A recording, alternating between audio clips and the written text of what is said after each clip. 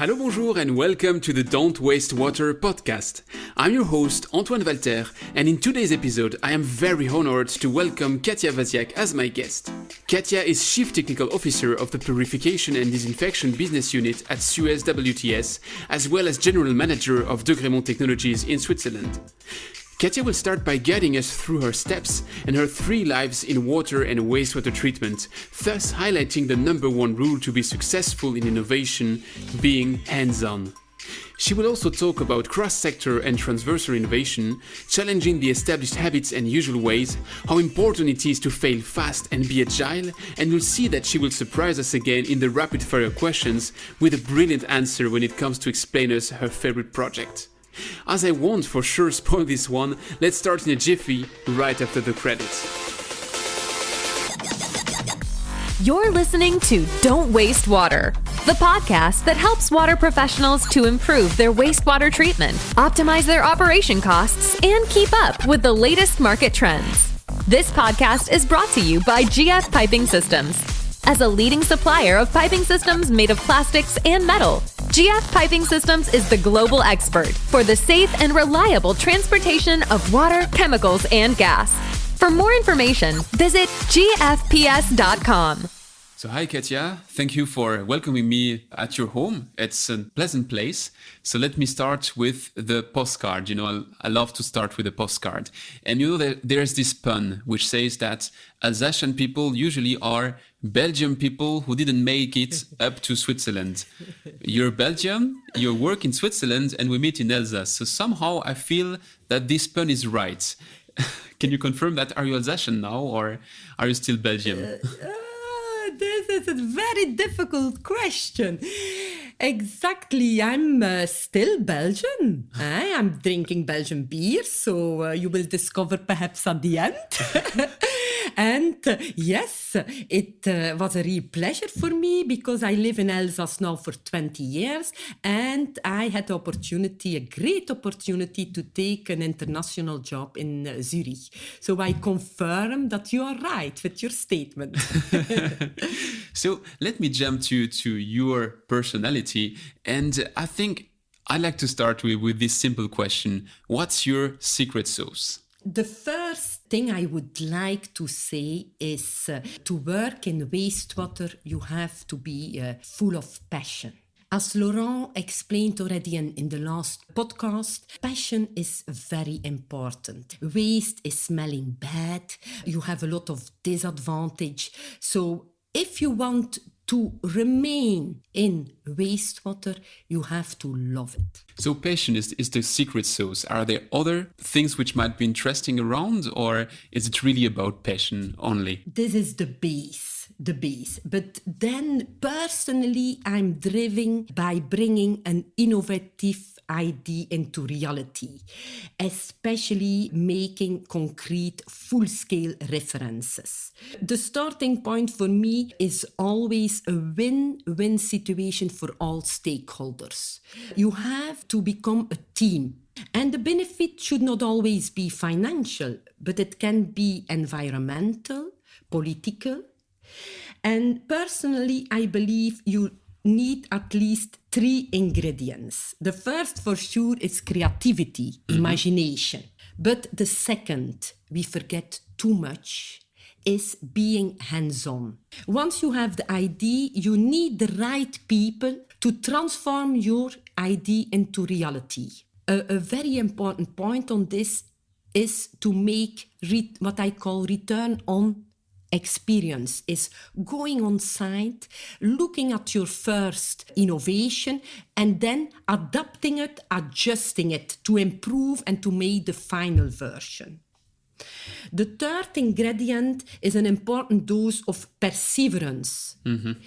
Simply already to start an innovative idea. If an innovation is accepted right away by everyone, then it means that it's not innovative enough, isn't it? So you have to challenge the established things. It should not be too simple. It must be ambitious. Exactly. That's innovation.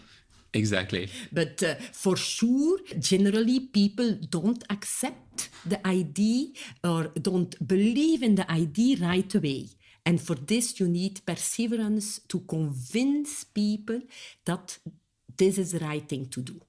So maybe just before digging in what you're doing today, let's have a word about your background. So where did the journey start for you? I really enjoyed my career up to now. After my PhD in wastewater, I had the chance to start in a very creative subsidiary of SUEZ, called at that time France Assainissement and located in Alsace, France. I was in charge of support for municipal or industrial operators of wastewater plants.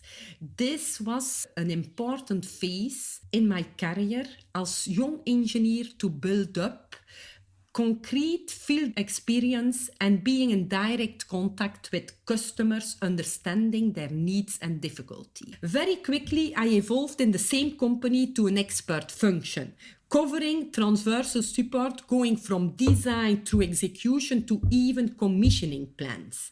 I was pushing the boundaries and proposing new solutions in water treatment.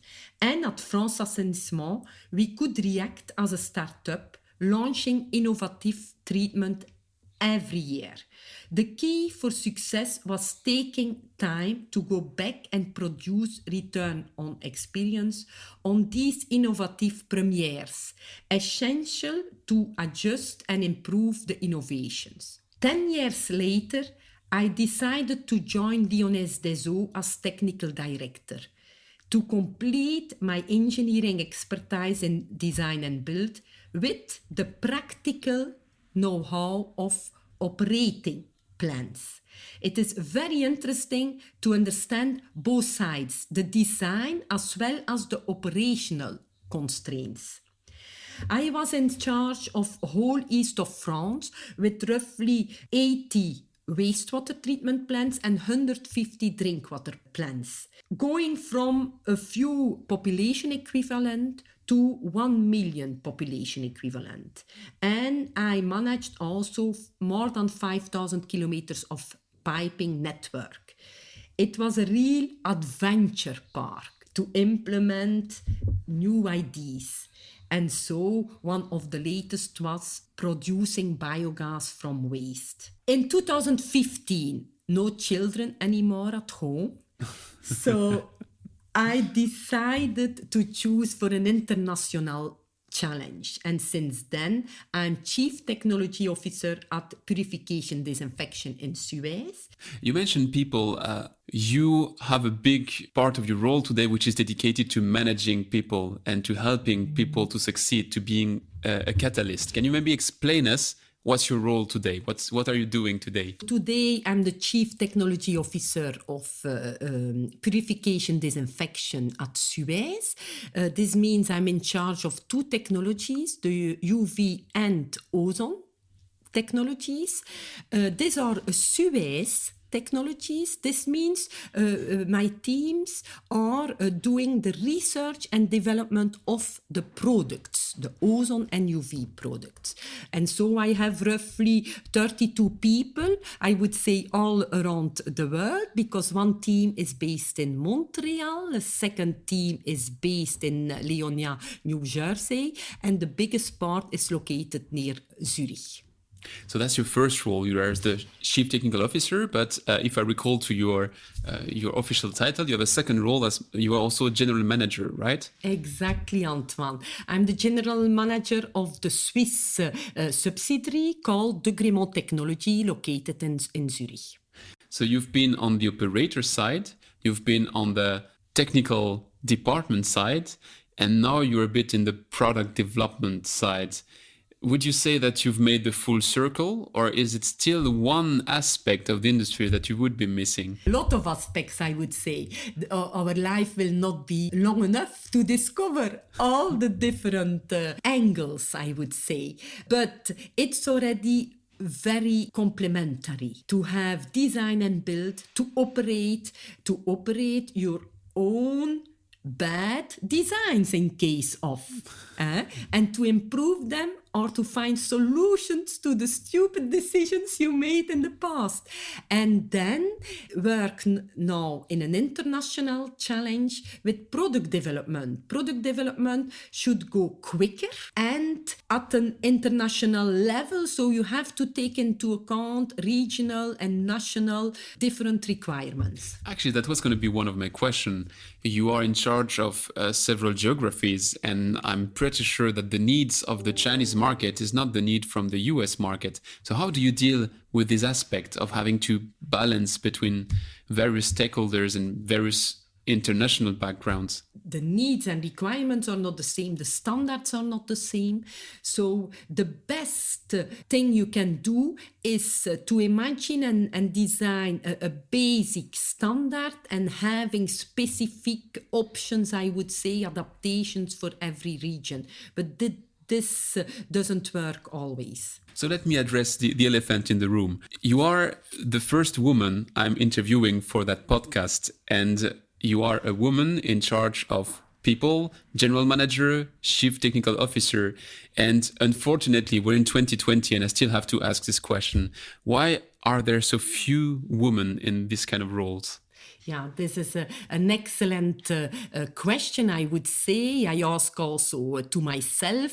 When we see at student level, at universities, there are a lot of female students, even often the best at university degree. And then you don't find them back in management roles later on. So what is going on in our society? Can we change this?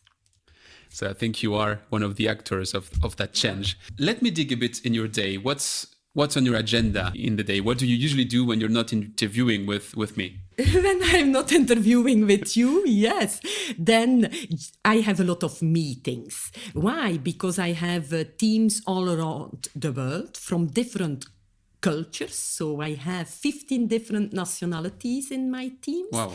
So we are speaking several languages for sure. And this needs a lot of alignment to be sure that everybody is understanding the priority of the day, I would say, and the goals we have to fulfill. So a lot of international conferences all along the day, internal as well as external. You mentioned the objectives. So what are the key performance indicators that you are following? What is driving you? For sure, driving me is the finalization of innovative ideas. So it's important to have what we call the innovation funnel. Because you can imagine a lot of innovations will never see the day. People say there are more than 80% of innovative ideas which are never succeed. It's important to have a funnel because only part of these innovative ideas will be successful. Actually, you offer me a very smooth transition because I think that's a good opportunity for us to dive in the big topic of today. And talking with you, for me, it was an evidence that what we have to address today is what I called innovate like a startup and deliver like a big group, which is actually what SUEZ is at the end of the day. And maybe to start with, I would like to hear from you, to hear your opinion. Where does innovation come from? I hear sometimes it comes from your users, from your suppliers, from the manufacturers, from partners. What's your take? What is the source of this innovation funnel you were mentioning? I would say that there are much sources of innovation. I believe it would be interesting to mention one of them because we are still in the beginning of what is called competitive intelligence, where we use digital information to check or analyze some evolutions, some trends. So we try to get the pulse of the market. Exactly. We can still, for sure, do traditional market studies, but it's very sensitive whom you choose to participate to your surveys and so on. So one of the major benefits of doing competitive intelligence, is looking what is published, what is written in the papers, and making statistics on everything which is available. And then cross-checking if you see trends. So you identify trends early enough so that you can implement them into your innovation funnel. But once you have this funnel, what's the next step? Is it like you have to keep them there and elaborate years on what should become something one day, or is there maybe a better route? To be fair with you, it would be easy to give you a rule, and then innovation would be part of the daily life of everybody. There is a big part of stomach feeling, what I call stomach feeling. When I hear my teams coming up with innovative ideas, I cannot really explain, but with my stomach, I generally feel comfortable, very comfortable, and growing energy on one or another innovative idea. So you get that first feeling, and how do you test that feeling? Do you partner with users, with maybe other players on the market? How do you make the idea come to life? There you point out a big gap, because the difficulty is to convince the others. Like I said already before, when it's really innovative, people don't believe in it. So now I'm used to this, but you have to bridge this gap, to bridge the gap by your own perseverance, your own energy. So the first road, you have to go alone or with a small team. You cannot expect that larger groups are jumping on an innovative idea, believe in it and want to go and want to put money on the table. It doesn't work like this. The first part of the road, you have to do it alone or with a smaller team. Coming from this aspect of having sometimes disruptive ways to address an idea, can it happen that you get the challenge from the internal market? For instance, the sales team needs to secure a job, and you have to be on one end the innovation leader who says, yes, I'm open for innovation, but on the other end, you have to balance risk and opportunities. How can you deal with that? Yeah, you are completely right. Sales people are coming often with exotic demands. That's how I call it. And I like them for this. I like exotic demands. This is innovative. We need to push the technology outside the classical boundaries. And who better than sales can do it? Bringing up a concrete customer demand and pushing us with a new point of view, a new approach. It's very, very important. You mentioned the customer demands, but I can also break a secret. I've been working with you, I've been working for you, and I recall customers saying things, and to me as a junior sales guy, I was wondering, yes, that's what they need. And you came out of that meeting and you said, no, that's not what they need. What they need is this. And you were right. So is it still your gut feeling, or how do you assess that sometimes they cannot put the right words on their problems? This is exactly one of the difficulties and challenges we have. Some people have needs, but they cannot put the right words on it. They are often not technical, so they don't know what is feasible or how it can be solved. So being very, very close to end customers is essential. Because they know their problem, but they don't know how to solve it. Exactly. And it's like internal alignment. You have to put words on this, and then you have to double check if this is in alignment what they feel. And then only then you can start. And what's helping you there? Is it your experience? Is it your background? Exactly, Antoine. I had the chance to start in a very innovative subsidiary of SUEZ in the 90s, called at that time France Assainissement, where I was in charge of support for operational municipal and industrial wastewater operators.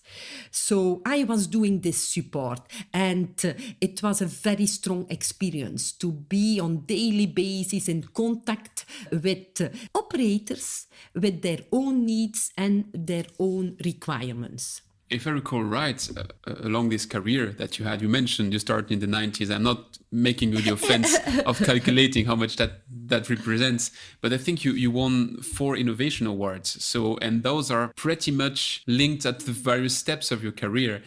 How can you still find these golden nuggets every time? Do you have like a receipt for that? Let me maybe help you. Let's take an example. You one of your awards was for the injection of biogas in the network, right? That was in Strasbourg? Exactly. How do you come with such an idea? At that time, the biogas was lost in the air. And from an environmental point of view, we have to look for global solutions. We should not stay everyone in our own field. We have to do what I call cross-sector innovation. We have to look what are doing the neighbors. And in the energy sector, you have a lot of needs. You know, we stopped some nuclear energy production. We have to find new environmental solutions. And then I said to myself, it would be good to have a great example here in Alsace where we transform waste from wastewater in biogas and to recycle locally. So you're taking something which is a waste and you make a resource out of it.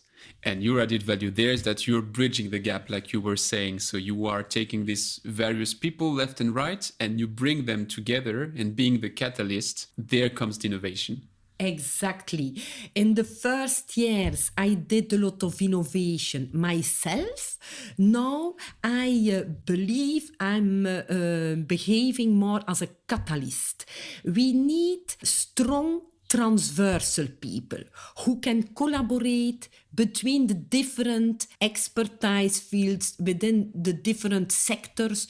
Good ideas can come from the medical sector, can come from the energy sector, can come from everywhere. That leads me to something which I heard from several guests of this podcast, which mentioned that, yes, you might be innovative, but our market, the water market, the wastewater market, they are very conservative. Would you say that is a cliche, or is it sadly true? No, Antoine, here I cannot agree at all. When you look at the last years, we did a lot of innovation in wastewater. Exactly. Before, everybody didn't want to look at the waste. Now, everybody knows that waste is a source of energy. So in a few years, we brought already a huge public to this new point of view. So we are in a moving industry. We just don't recall it. Exactly. Is it maybe because when I started, my first professional experience was on a wastewater treatment plant, and I knew some of the guys working there. They were there for 30 years and they didn't have to watch anything on the wastewater treatment plant. They knew what was happening from, call it intuition or experience or whatever. And these profiles tend to disappear. So what's your take on the level of qualification within our industry? Did you see a change over time?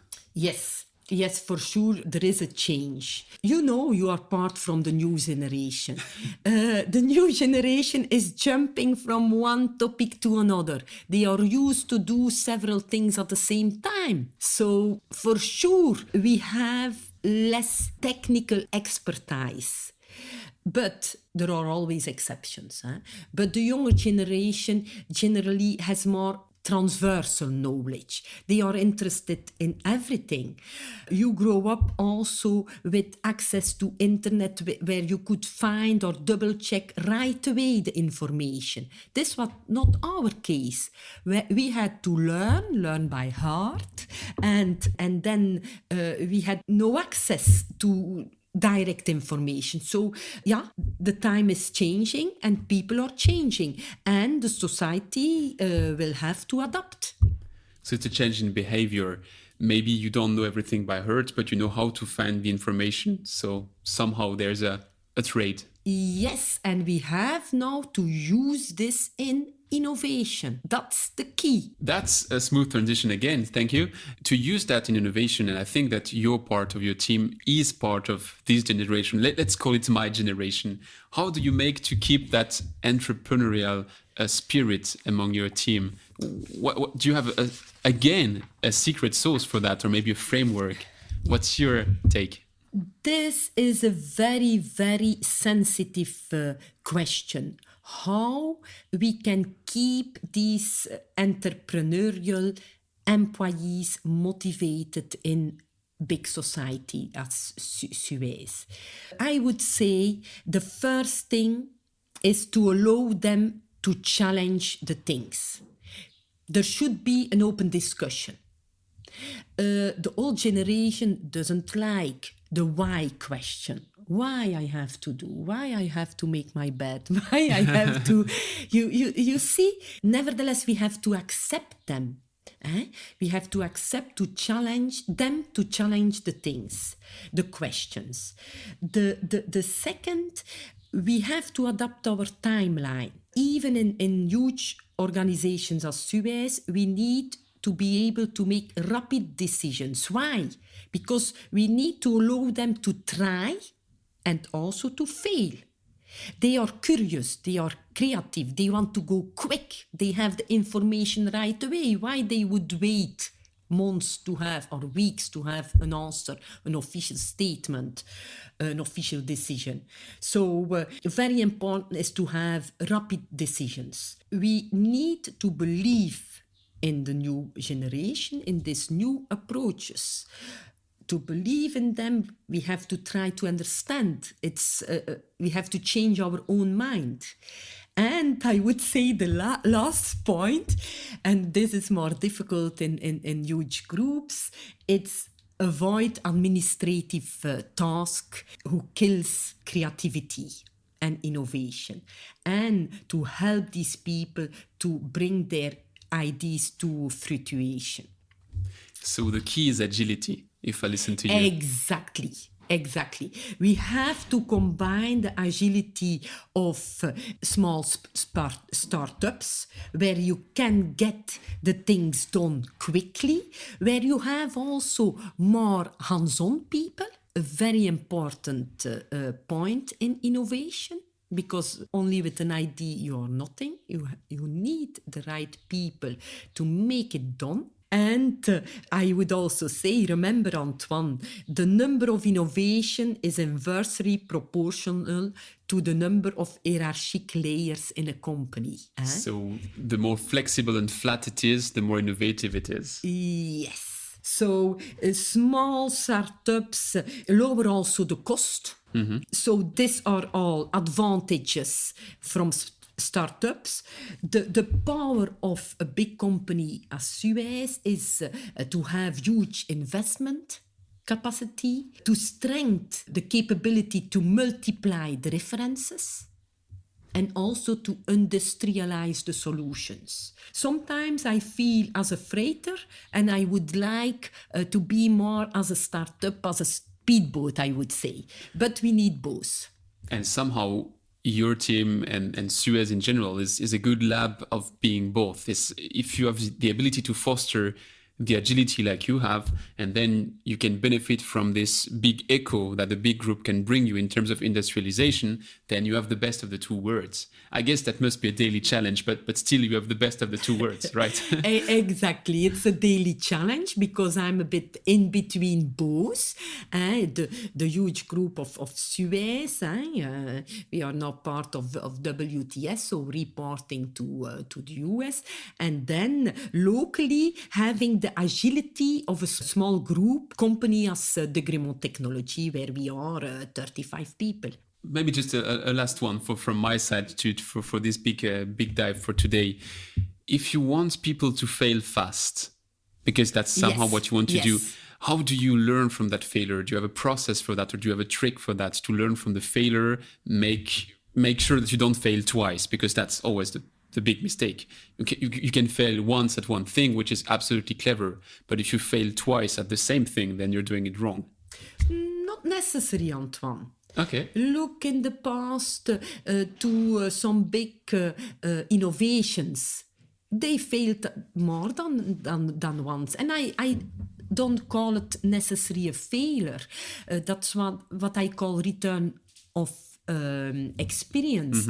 It can be adjustment, improvements to have the final version of what will be a breakthrough. If I recall the story of the company, Ozone Company at the beginning, they were working on high voltage lines, and they discovered that around high voltage there was this smelly gas, and this smelly gas happened to be ozone, and they had nothing to do with ozone generators, but still they ended up producing ozone generators just because they found out that there's some value in this waste. So I like the metaphor somehow.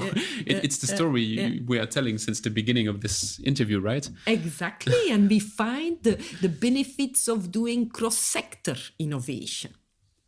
And that's a very good summary. If you're right, Katia, I would like to transition to the last section of this interview, so the rapid fire questions. Yes, with pleasure.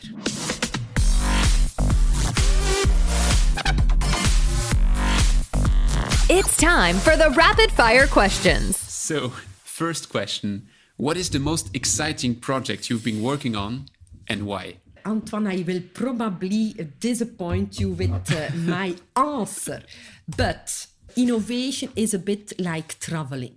Okay. It's very exciting before you leave for the trip. Okay. So the most exciting remains the ones I didn't succeed yet. I will not share with you all my current and future innovation projects, I hope.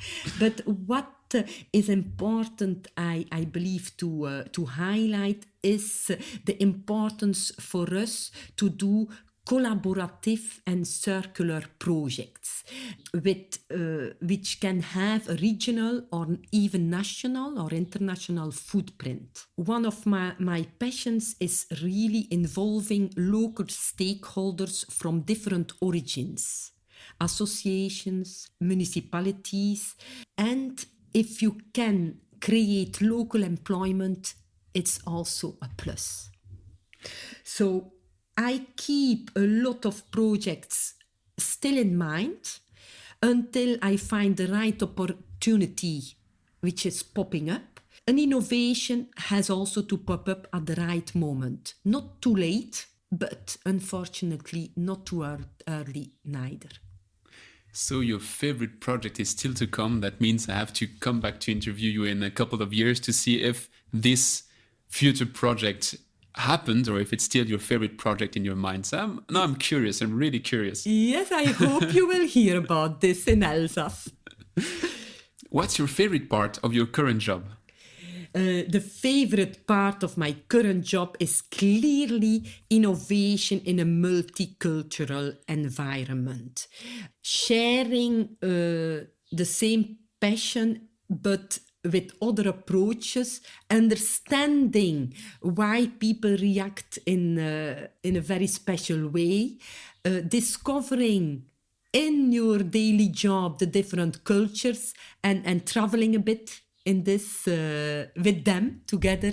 This is the most exciting. What is the trend to watch for in our industry? I would say we need more water awareness. Okay. From everybody, from you, from me, but we are in the water sector, so it's not difficult. But what about our neighbors? What about our friends? What do they know about water, really? So the big trend is to bring some more awareness to the people, because that's going to be the fire and the fuel of the next steps. This will be the fuel for the future innovations. So, as you know it very well, water scarcity is growing very quick everywhere, and we have to rethink the water sector. We will have to protect and preserve water. We have to rethink the use of drinking water and adapt probably the water sources to different needs. What is the thing you care the most when you design a new product, system, or solution?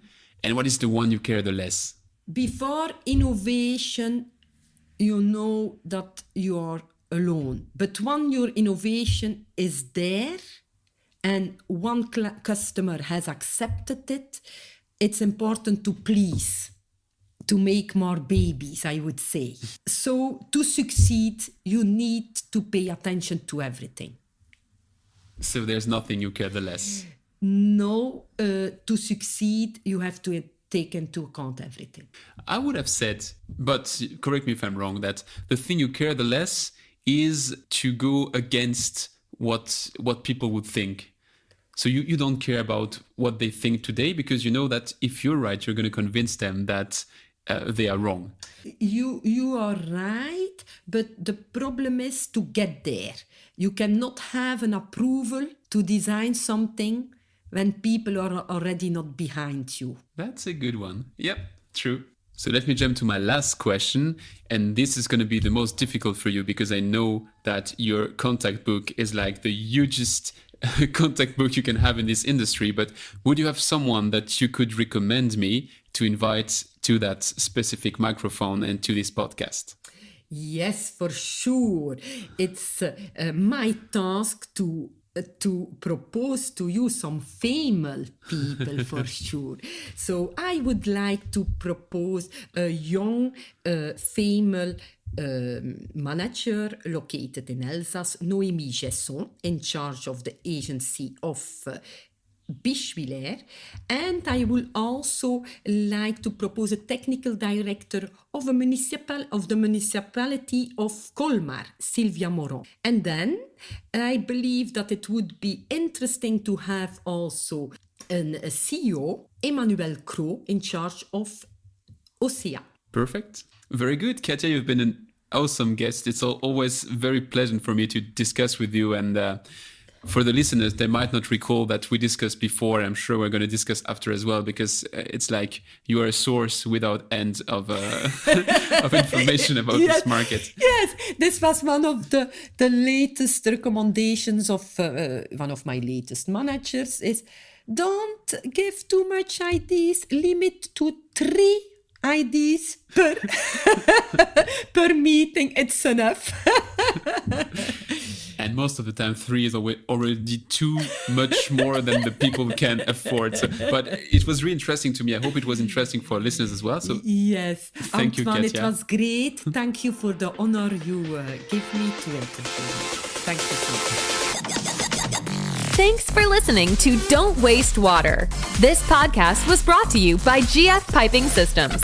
Loved this episode? Head over to Apple Podcasts to subscribe, rate, and leave a review. See you next time.